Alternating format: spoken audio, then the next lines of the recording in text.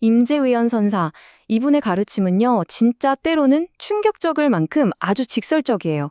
그런데 말이죠, 바로 그 안에 우리 자신을 온전히 이해하는 가장 빠른 길이 담겨 있다는 거죠.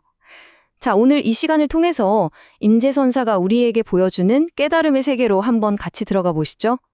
자, 그럼 이제 본격적으로 한번 들어가 볼까요? 오늘 우리가 뭘 살펴볼 거냐면요. 먼저 임재선사 가르침의 핵심을 꿰뚫는 전체적인 그림을 한번 그려볼게요. 처음엔 그 유명한 칼날 위의 일이라는 아슬아슬한 이야기부터 시작할 거고요. 그 다음엔 우리가 수행하면서 빠지기 쉬운 함정들이 뭔지, 그리고 현실을 이해하는 임재선사만의 아주 독특한 틀, 마지막으로는 우리를 괴롭히는 근본적인 경이 대체 뭔지, 그 원인까지 하나하나 짚어보겠습니다. 네, 첫 번째 주제 바로 칼날 위의 일입니다. 이게 뭐냐면 어떤 수행승이 질문 하나를 던졌다가 말 그대로 위기를 맞닥뜨리게 되는 그런 이야기예요. 임재선사의 방식이 얼마나 파격적인지 이걸 보면 그냥 바로 알 수 있습니다. 아주 유명한 일화죠. 이걸로 한번 시작해 볼게요. 자, 어느 날이었어요. 한 스님이 임재선사한테 다가가서 이렇게 묻습니다. 스님, 어떤 것이 칼날 위의 일입니까? 이게 그냥 질문이 아니에요.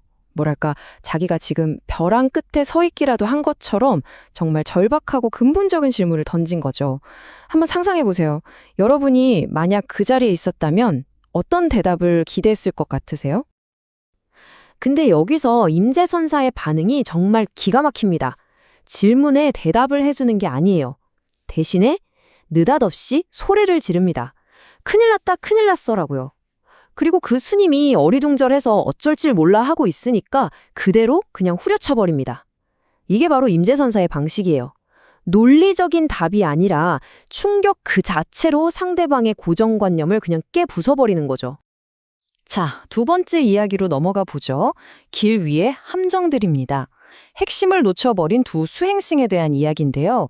이게 재미있는 게 임재선사는 깨달음이란 이런 것이다 라고 바로 알려주기 전에 먼저 이런 식으로 하면 길을 잃는다 하고 경고부터 해줍니다.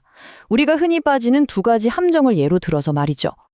보세요. 이 두 가지 함정을 정말 기가 막히게 보여주죠. 하나는 뭐냐면 무기라고 하는 상태예요. 그냥 멍하니. 정신이 나가 있어서 내가 비누를 어디에 뒀는지조차 까먹는 그런 흐리멍텅한 상태. 이건 절대 깨달음이 아니고요. 다른 하나는 정반대예요. 너무 열심히, 정말 미친 듯이 방아 찢는 데에만 몰두해서 다리를 옮겨야 한다는 사실조차 잊어버린 거죠. 이건 뭐랄까, 보이지 않는 밧줄로 자기 자신을 꽁꽁 묶어버린 거나 마찬가지예요. 그 행위 자체에 갇혀서 진짜 중요한 자각은 완전히 잃어버린 상태인 거죠. 자, 세 번째는 임재선사의 아주 유명한 세 구절, 바로 삼구입니다. 이게 사실은 삼연삼류라는 좀 더 큰 가르침의 일부인데요. 쉽게 말해서 현실이라는 걸 어떻게 이해해야 하는가에 대한 임재선사만의 핵심적인 틀이라고 보시면 됩니다. 하나씩 볼까요? 첫 번째 구절은요. 나와 세상, 그러니까 주관과 객관이 아직 나뉘기 이전의 그 근원적인 상태를 이야기하는 거고요. 두 번째 구절은 스승이 이제 막 깨달을 준비가 된 제자를 위해서 아주 능숙하게 사용하는 일종의 방법 혹은 도구 같은 걸 말합니다. 그리고 세 번째 구절은 비유가 아주 재미있는데 바로 꼭두각시예요. 우리의 모든 행동이 사실은 저 무대 뒤 구석에 있는 진짜 주인공, 그러니까 우리의 본성에 의해서 움직이고 있다는 걸 암시하는 거죠. 네 번째로 넘어가 보겠습니다. 이번에는 사람과 환경 그리고 실제에 대한 이야기입니다. 이걸 사인요관이라고 부르는데요. 주관인 나와 객관인 세상의 관계를 네 가지 방식으로 나누어서 우리가 세상을 어떻게 인식하는지를 보여주는 아주 체계적인 가르침이에요. 자, 이 표를 한번 보세요. 이제 정말 흥미롭습니다.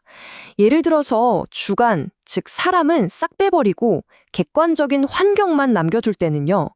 따뜻한 햇볕이 땅을 비단처럼 덮고 아이의 머리카락은 명주실처럼 희다 같은 시적인 표현을 써요. 그런데 반대로 환경은 빼버리고 사람만 남겨둘 때는 왕의 명령이 천하에 내려지니 국경의 장군은 평화롭다 이렇게 말하죠. 스승이 이런 식으로 관점을 아주 자유자재로 바꿔가면서 제자들이 현실은 이렇다라고 꽉 붙들고 있는 그 고정된 시각을 깨트려주는 겁니다. 자, 이제 마지막 다섯 번째입니다. 바로 믿지 못하는 병에 대한 이야기예요. 지금까지 보면 굉장히 복잡하고 심오한 이야기들을 막 펼쳐놨잖아요. 그런데 이 모든 것 끝에 임재선사는 우리가 왜 이렇게 힘들어하는지에 대해서 정말 놀라울 만큼 간단한 진단을 딱 내립니다. 이렇게 수많은 가르침을 펼친 끝에 임재선사는 우리의 근본적인 병이 대체 어디에 있다고 했을까요? 우리가 뭘 몰라서 그런 걸까요? 아니면 노력이 부족해서? 대체 원인이 뭘까요? 정답은, 그리고 이 모든 가르침의 핵심은 바로 이겁니다. 병은 다른 데에 있는 게 아니라 바로 그대 스스로를 믿지 못하는 데 있다. 그러니까 문제는요, 우리가 뭔가를 모르거나 뭔가가 부족해서가 아니라는 거예요. 진짜 문제는 우리 자신 안에 이미 완벽하게 갖추어져 있는 이 본성을 근본적으로 신뢰하지 못하는 바로 그 마음. 거기서부터 모든 혼란이 시작된다는 거죠. 그리고 마침내 임재선사가 자기 가르침에 가장 강력한 한 방을 날립니다. 우리가 그렇게 간절하게 찾아 헤매던 그 깨달은 존재, 조사와 부처라는 게 말이죠. 무슨 역서책에 나오는 위대한 인물이나 저 멀리 어딘가에 있는 성인이 아니라는 겁니다. 그게 누구냐? 바로 지금 내 앞에서 이 이야기를 듣고 있는 바로 당신이라는 거예요. 신성함은 저 바깥에 있는 게 아니라 지금 이 순간 제 이야기를 듣고 있는 여러분의 자각, 바로 그 자체라는 거죠. 정말 엄청나지 않나요? 결국 임재의 모든 가르침은 우리에게 단 하나의 질문을 던지는 셈입니다. 스승은 답이 바로 당신이라고 말합니다. 그렇다면 당신이 그 사실을 온전히 의심 없이 믿기 위해서는 대체 무엇이 필요할까요?